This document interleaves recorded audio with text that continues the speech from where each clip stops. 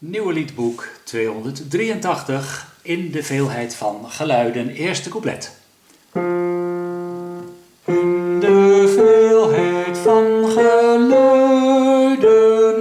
in het stormen van